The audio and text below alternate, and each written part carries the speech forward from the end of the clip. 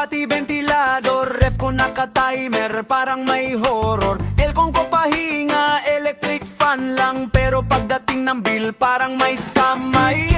Sabi ko tipid mo todo, for ako. Pero si Metro ata may sariling trip. Oh, bakit ganon?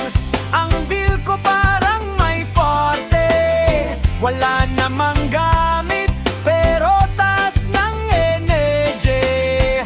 Parang may multo pang nakikisaksak dito late. Kahit nagtitipid ako, bakit ganito?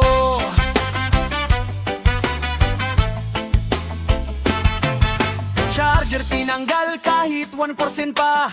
TV naka-off, pati wifi na wala. Naligo sa dilim, kandila lang ilaw. Pero bill ko naman lalong lumalabaw. Kinakausap ko na si Metro sa gabi.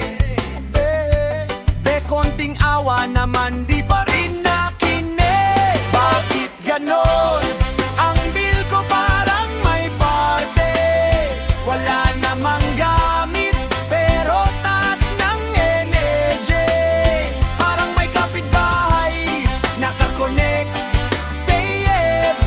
Kuryente ko ba'y natin? Public project. Baka may secret tenant akong di kilala. Nanonood ng Netflix habang tulog na ako. Hala niya o baka naman si Bill may sariling drama. Kahit anong tipid